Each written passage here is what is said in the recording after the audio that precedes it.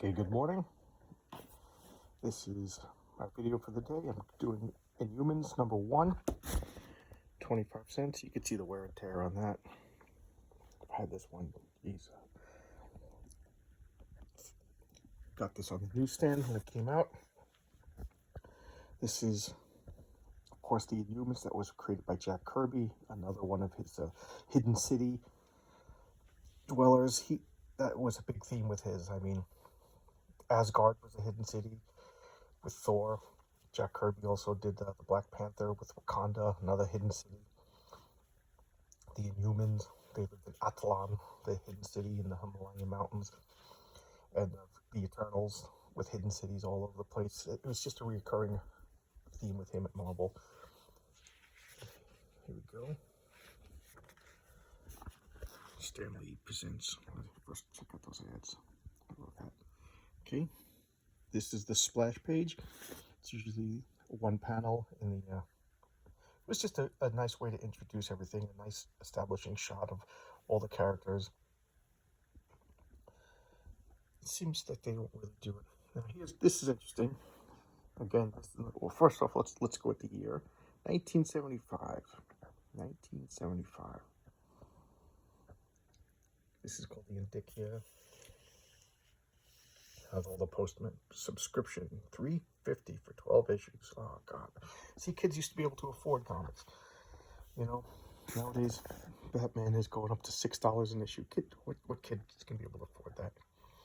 Okay, well, I want to talk about the credits here.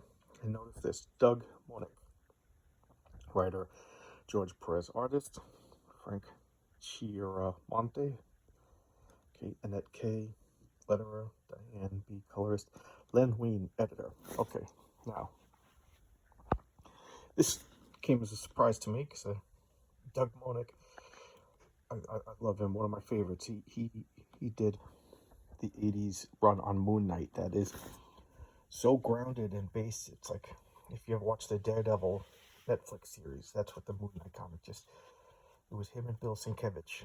So it was just like street level, gritty, taxi driver meets Batman comics. And then just to see here that he's doing the Inhumans, that is spawn of alien heat, you know, these humans. It blows my mind. I didn't realize that. And of course, George Perez. On any given day, I will argue that George Perez is the greatest superhero comic book artist, and other days I'll say that John Byrne is the greatest superhero artist. Now, this is early George Perez. He's getting the second run title like the Inhumans. Not really. That's the way Marvel did. They would test you out on a chancy title, and so if it got canceled, it was no big deal. But even though this was a Jack Kirby property, it was a C-list at best at the time. So George Perez was trying out. But they gave him Frank Chiaramonte, an inker. Now, the penciler would just do the pencils, and the inker would fill in. So this is all inking, all the shadows, the details. And so, I don't know, the only way to describe it is say the penciler would do like sketching, and then the inker would really bring it out, make it look 3D. Look at all this, the dark. That's all the inker, and you can see the backgrounds are pretty sparse. And then these, like, the George Perez is famous for these little fill in the backgrounds. Although he didn't really do it too much. I guess this is still early in his career. Frank Chiaramonte was he's a very heavy inker. His style just overwhelms the art. But you could still see the classic George Perez. You're definitely going to be seeing George Perez more. He loved putting metal in his characters. You know, he was famous on the Teen Titans. He did a couple of Avengers runs. You know, his metal. He always included metal and shiny. He loved that. But Frank Chiaramonte was teamed up with Jack Kirby a lot. And because Jack Kirby would do like 12, 15 comics a month. So Frank Chiaramonte got big on filling in a lot of the details that Jack Kirby didn't have time to do because he was doing so many things. But anyway, this is Triton. And I remember at the time reading this comic, finding out his name was Triton, and I thought it meant 3 tons. So I just thought he was heavy. I didn't realize he was named after the Greek god Triton of the sea. I think Triton was one of Neptune's children. This is Medusa. Her power is, her hair is prehensile, so she could move her hair around, grab things and toss things off. And I always thought it was mean that they named her after the ugliest woman in the world until I read Greek myths, and you find out that Medusa was actually one of the most beautiful women in the world, and that's what caused her problems. It was Poseidon, Neptune, raped her on an altar of Athena, and Athena turned Medusa into the Gorgon that we all know. And the modern interpretation was she gave Medusa the power to protect herself so it would never happen again, and the early interpretations was she was punished for seducing a god on Athena's temple. This is Black Bolt, which was you can see right here his name, Black Bolt. Later his name was revealed to be Black Centaur Boltagon, and he is probably one of the most powerful of all Marvel superheroes. And his powers are never really explained, so he could just do whatever needed to be done in the story. I kind of never liked that. You know, it's kind of like Voltron. Pulled out the Sun Sword and solved everything in the last 5 minutes. It was like, oh, Black Bolt's coming, he's going to stand there and do nothing and then solve all your problems. His main power is, well, he could fly. He was also the inspiration for Gene Simmons' costume in Kiss. They were big comic book nerds. And you could see the wings of the demon from Gene Simmons, the black leather.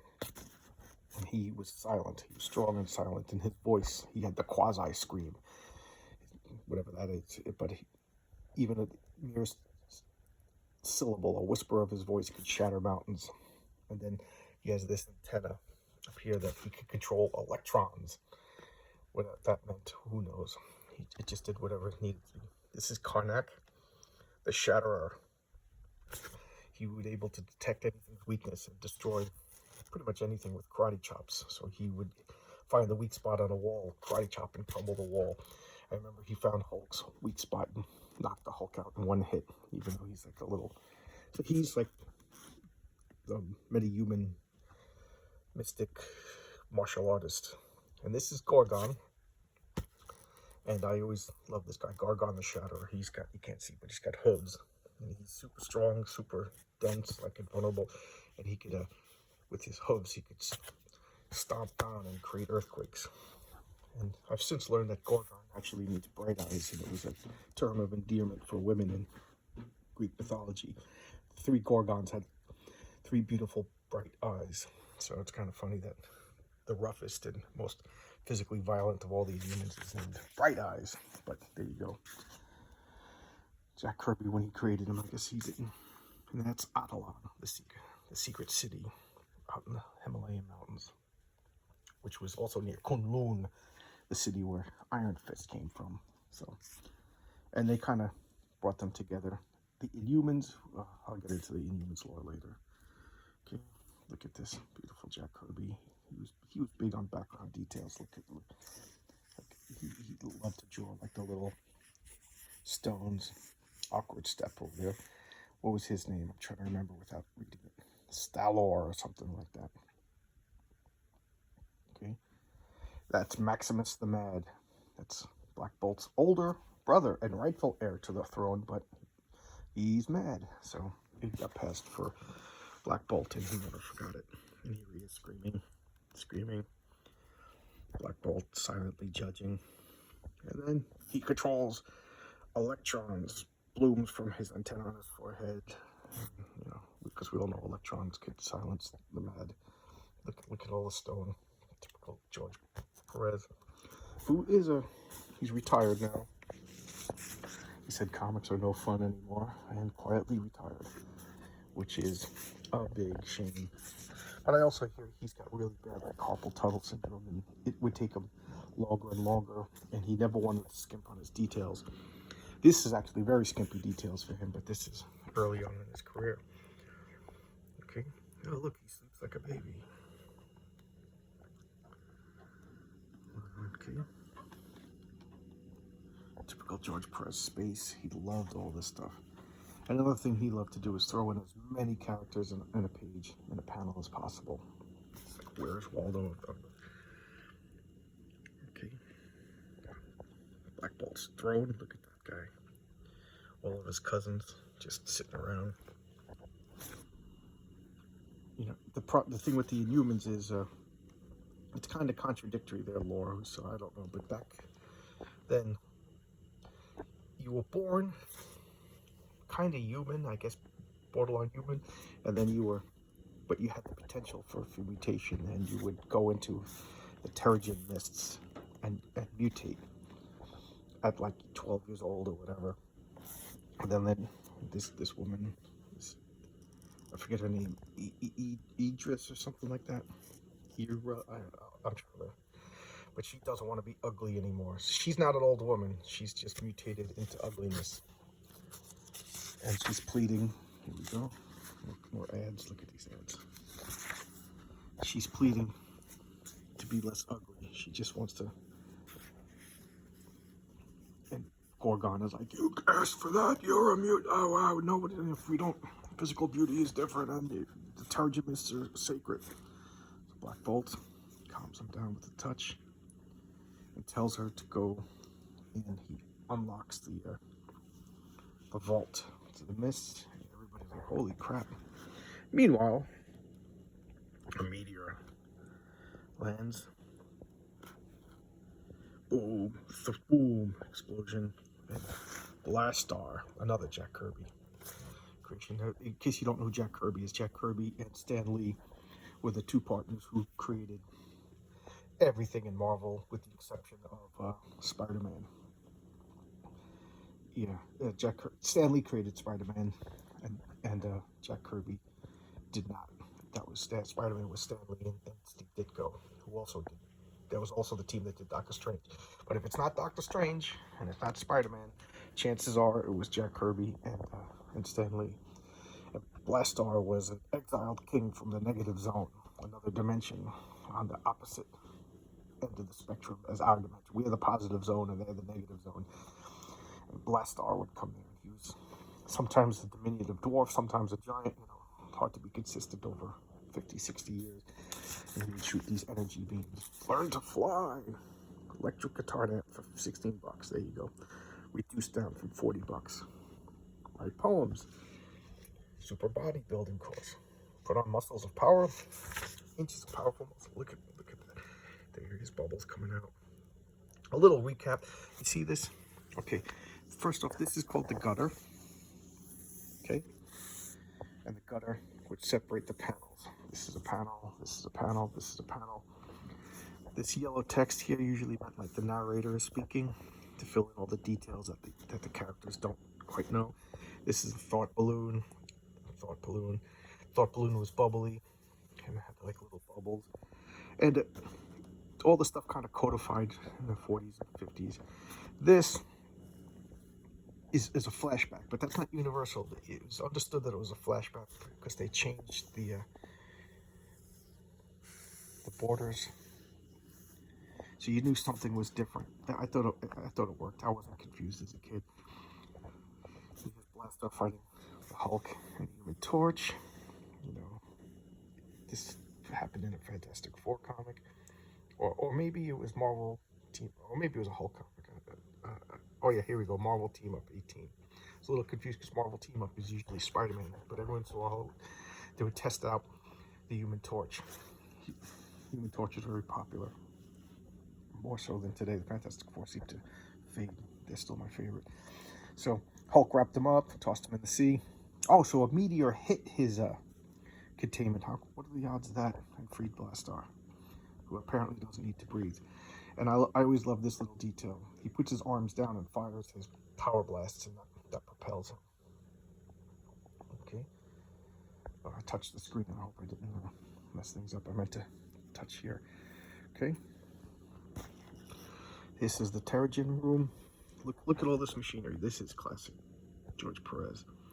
George Perez was definitely a disciple of Jack Kirby. Jack Kirby loved his machinery. George Perez loved Jack Kirby. And here he is, just He must have been so happy to work on Inhumans. First off, it had a cast of thousands. 15 minutes. I already. Sorry about the long video. There he is. He activates the machines. It just goes in, and she gets scared. Karnak is Iridia. There you go. I was close. And the mist come in. Look at her. She's panicking. Gorgon is like, this is a dangerous precedent to just let the mist, blah, blah, blah, blah, blah. Gorgon was always like war and violence. He was the war for the time. And Karnak, believe it or not, was the Deanna Troi of the time. We'll rewatch it Next Generation. And that Medusa was Black Bolt's wife. I don't know why they wore masks, but there you go. They're the royalty, and they wore masks in their own city. And here she is panicking. Look at that. You could just see the little sweat. Her hand, the mist. Black Bolt, not telling anybody because he's incapable of speech. And then back to Blastar, flying around. Finds the bird guy, Guardian, flying around. Blasts him out of the sky. And then Avitus, that's the bird guy's name. It says it right there. Not that I remembered. But I remember this was Leonis because he's a lion. And Avitus because he's a bird. See how that works? Group shot of the Inhumans. There's another Inhuman, Crystal. She was a teenage girl who was probably just as powerful as Black Bolt with undefined elemental powers. And here she is. The mist clear, and it's a hideous cocoon-looking thing. Just a black, the genes of Agon. Agon is the founder of the mutation ability of the Inhumans, and that's like their holy guy. I just love Jack Kirby just made up like a whole mythology in one comic, and then here we are. This is 75. The Inhumans came out in 65, so here it is 12 years later, and we're still building on a mythology that Jack Kirby made up in one issue. It's almost supernatural, that guy's imagination. Black Bolt, they're like, what did you do? Did you punish her for asking such blasphemy? Oh, to answer us, what? Oh, he's walking away. He's walking away. Boom! And then this machine pops out of the ground. Explodes. What the hell is this? What is this? Nobody knows what it is. Black Bolt says, Triton, you figure it out. He's like, me? I'm the Aquaman of the group. I just swim in the water. I mean, I may be super strong, but... Oh, and here, you see these pink? These are tubes that cover up all his gills. They go, and they suck moisture out of the air, because he cannot breathe in the air. Reed Richards created those so he could actually be in a comic book once in a while.